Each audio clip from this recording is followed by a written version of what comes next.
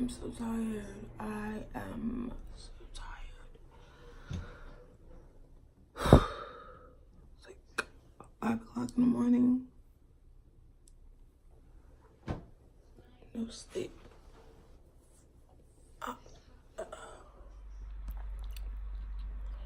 Hi guys, welcome back to my channel, The Miseducation and the Unlearning, Opiate Addiction, Methadone Withdrawal, SLE Lupus. Here's the tea, guys. Right now, my mind is a little fuzzy with dates and actual days, but all of you guys who have been on this journey with me from last year, remember I tapered down on my methadone to 0, which was just not so bad during the initial stages of the higher doses, but when I got to the lower doses, it got extremely hard. One of the reasons why it was so hard for me is because of my SLE lupus and the pain and the fact that a lot of the symptoms from lupus mimic the symptoms from withdrawal. So when I got to the end of my methadone detox and I was 0, I don't remember how many days of 0 I went, but it was a lot. And that process threw me into a really big lupus flare where I wound up being hospitalized for 8 or 9 days. I got out of the hospital. While I was in the hospital, several crazy things happened. I was refusing all opioids, and they were just like, this is crazy, because my blood pressure was actually 207 over 89, and then went down to 197 over 87, and they were just like, the pain that you're having and the inflammation is causing your blood pressure to rise, which put me at a really which put me at risk for a heart attack, which I have actually had a heart attack. Which there's nothing wrong with my actual heart, but because I have a lupus, the valves around my heart, it's called angina, the valves around my heart swell up because of the inflammation and causes me to have something similar to a heart attack. So that was an issue. While I was in the hospital, they gave me ketamine for pain. When they gave me ketamine for pain, about 30 minutes later, I wound up passing out on the floor unconscious. So that was not a good idea. Also, although I kept saying no, while I was in the hospital, they gave me 10 milligrams of methadone in the emergency room for pain. And I was just so mad because I'm like, everything I did, everything I went through, it's just going to go down the drain. Next, they gave, all of this, by the way, was through an IV. Then they gave me tramadol, which is something I've never had. It actually, to my knowledge, didn't do anything for me, or maybe it just got caught up in all the medication. So today is Thursday, the 25th. Let me tell you guys what I've been going through. I was released from the hospital on August 1st. We decided while I was in the hospital that the whole process of withdrawal from the initial opiates of methadone and Percocet was too much, and Oxycontin was too much for me. These are medications that I would take intermittently. So I got out of the hospital, I think it was Monday, April 1st, on 8 milligrams of Suboxone.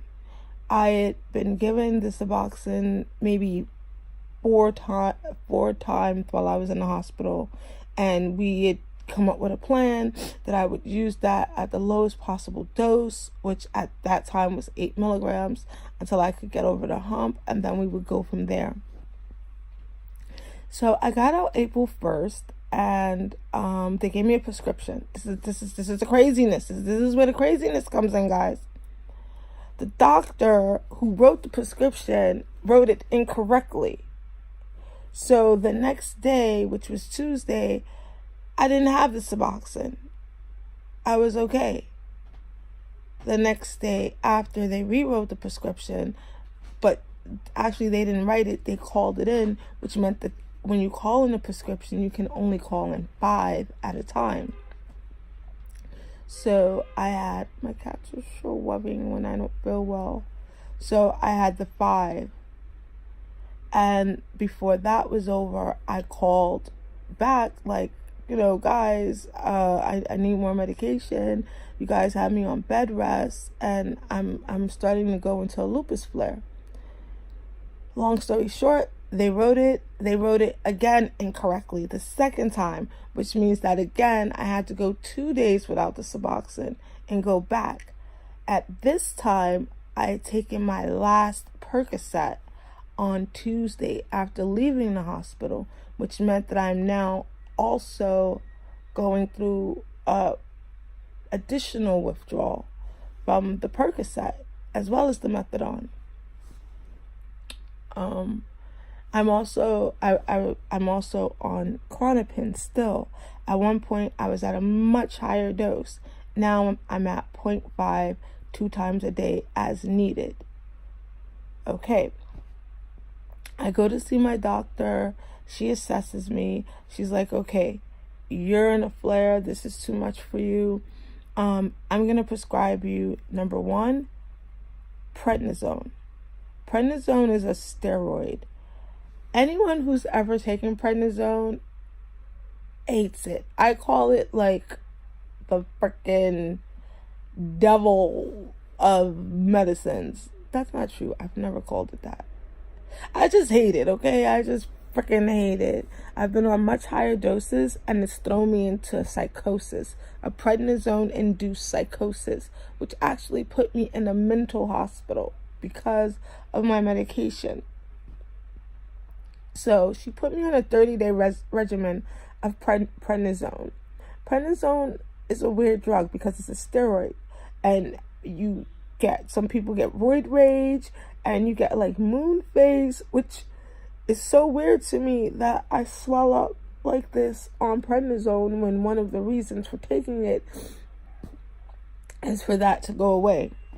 And you also get very emotional and very teary, and you cry, and you just add those symptoms to the symptoms of withdrawal, and I'm a fucking mess. Okay, so I'm not done. I go to see my doctor, we get all this straightened out, and she writes the prescription. And I was supposed to get the new prescription Tuesday of last week. Well, lo and behold, and guess what happened? The doctor wrote it incorrectly. So I was supposed to get it Tuesday. I waited. I didn't get it. On Wednesday of last week, I called the clinic and left a message with the doctor. As not only did I call, but the pharmacist called several times. The doctor rewrote the prescription. Not only did she rewrite it wrong, but she wrote the entirely wrong prescription. By the way, there are only a certain amount of doctors that have the license to write this prescription. I am also prescribed medical marijuana, which during this time, because of me not having the Suboxone and being in a flare, I was unable to even go and get the marijuana to help reduce the pain and the depression. So this is Thursday, still no medication. I'm starting to go through withdrawal from the Suboxone on top of everything else, while I'm still taking my other medications and feeling like crap. Friday, I call the doctor again. The clinic is closed for Good Friday. There's nothing they can do. They tell me to go to the emergency room. Like there's like this hotline that answers. Okay, so my other video got cut off, which was probably a good thing because my emotions were like all over the place. Okay, so much has happened, like, during this time. So that was Friday. I wasn't able to get my medication either, and now I'm going through like a full withdrawal from the Suboxone and feeling those side effects of the prednisone, and all the pain and the anxiety and the fear and the crying and the muscle aches. And so the weekend goes by, and then Monday comes, and I call again, and the pharmacy calls again, and finally they get the prescription right. But this is the shit. I'm too sick to go get it, and my husband can't get it. So finally one of my friends manages to go get it for me on Tuesday. By Tuesday, I was in full freaking withdrawal, throwing up and everything. I don't know what was going on with my body and my mind, and I was like arguing with my husband, and like, so finally I get the freaking medication, and today is Thursday, and I'm finally able to like call and like demand that the doctor or someone take responsibility. So I'm waiting for them to call me back.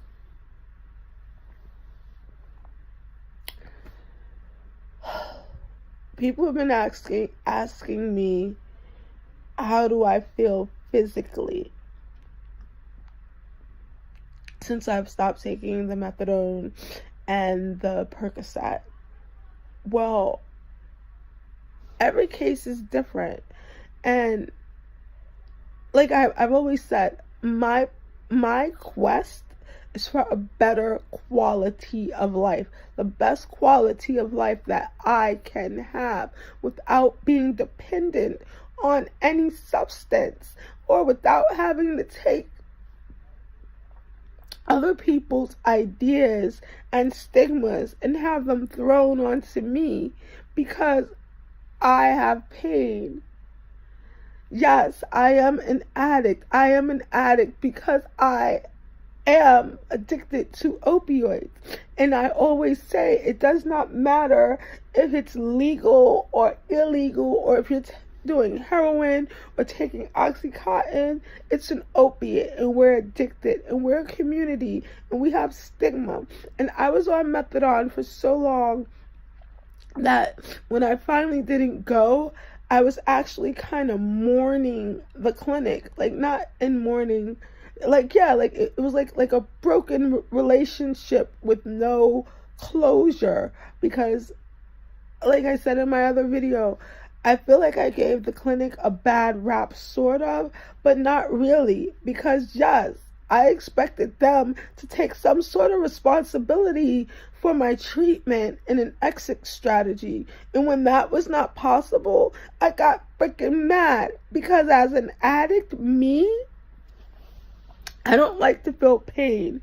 And yes, I do place blame. I mean, it wasn't their fault that I was on methadone. It wasn't their fault that I was addicted. But I felt like because I went to them for help and they helped me through that stage, like, I'm like, certainly they have an exit strategy, but they didn't. So I never advocated for anything. What I advocate is for a better quality of life.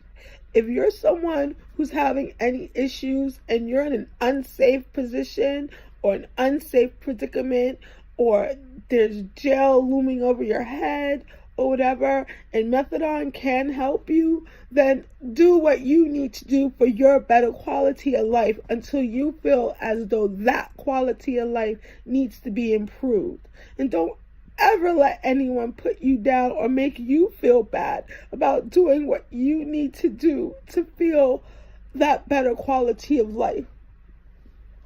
Now, there is a divide, a small divide with us in this community, because I have a lot of pain. Yes, there are a lot of holistic things that I can do and I have done that can help, and I will let you guys know. But when you're at the point where you're low, there's nothing I can't get up and go get acupuncture. I can barely walk, It's just like between the medications and the inaccuracies in information.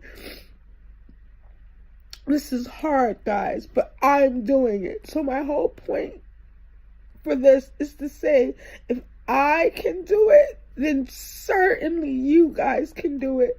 And I just wanted to thank everyone for like the support and the understanding. And I want to thank everyone for like reaching out and staying with me through this journey. And I want you to know that I'm here for you, and anything that I learn and anything that I find to be helpful, I will definitely share it, because we are a community. And I'm learning that really there's no help out there per se for us, because it would all have to come from the medical community. And I learned that even as far as the methadone, at one point it was under the guise of the FDA, and at some point it was turned over to something, I don't quote me on this, but I think it's a acronym of SAMHSA, which is basically an addiction criteria.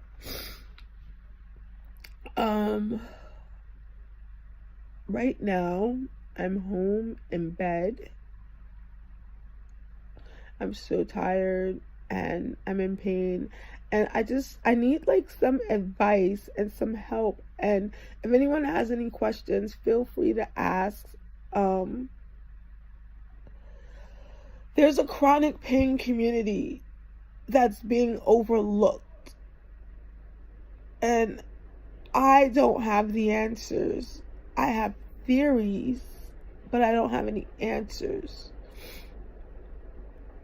There's nothing cute or sexy about withdrawal. There's nothing pretty about it. And I think that's one of the reasons where there aren't a lot of videos about it.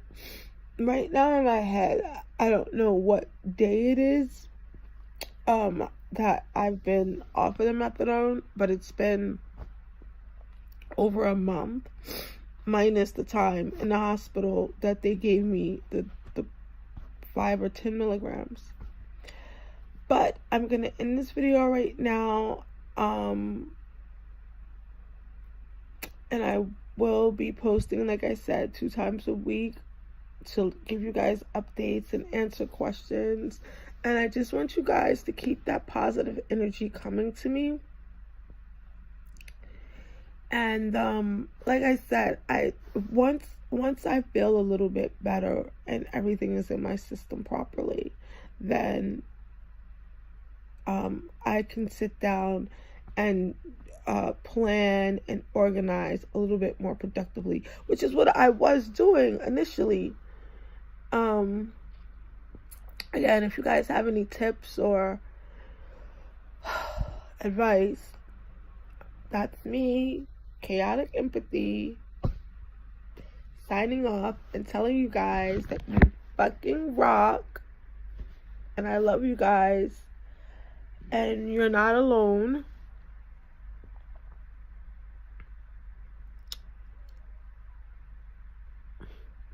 And I also wanted to say that before they messed up my medications and the whole prednisone effects, that I was getting better. It's not so much like things were easier, but I was getting better. Like, there were times that I had this amazing clarity and I could smile. But right now, I just want to I want to live. Like I don't want to have myself be addicted to the Suboxone when I didn't get it. Look what happened to me. It just threw me into this whole other scenario. And right now I'm not arguing with my husband because he understands, and I'm so thankful for that. And I was able to arrange so that I could get marijuana because I have not had even that in days, which is crazy. And then on top of it all, my therapist leaves and I get into this whole thing over the phone and I get discharged from therapy, which it wouldn't have mattered anyway because I couldn't go. But it's just like, you guys have to realize that during this process of withdrawal and detoxing, the world doesn't stop. The world does not stop, and most of the time the world does not care. And like I told you guys before, that I'm an artist, and I also have a band that a lot of people didn't even know I was on methadone. Like that's the shit, because there was such a stigma with being on methadone, no matter what, that I didn't tell anyone. I would go to this place about 3 or 4 times a week, and no one knew, and it just like weighs on me. This whole thing, like, just feels so like jumping down a fucking rabbit hole, and on your way going down, there are like these branches that you see, and you try to hold on to them, and every once in a while you get a grasp of one and you hang on for dear life. And even within hanging on for dear life, it feels better than that feeling of falling in the fear and anxiety and confusion, and you're holding on for dear life, and there are thorns on these branches, and your hands are bleeding and your arms are hurting, but you're holding on. And then it breaks, and you're falling again. And you just have to remember what you did the last time to hold on until you can stop falling, or until you land on solid ground. And that is what my journey is about. My journey is to land on solid ground. Thank you guys again for being here. Thank you guys again for listening. Thank you guys again for everything. And just know that I am here, and any questions you have, I may not answer right away, but I do know I will get better. I do know that somewhere there is that place that I'm looking for, and I'm gonna find it, because that's me. I'm that badass black goth bitch that everyone talks about. I'm that witch. I come from that line of witches. Y'all motherfuckers can burn. So I'm gonna find it. I'm gonna find it. And we're gonna have it. And we're gonna do this together, okay? Rock on, guys. I love you.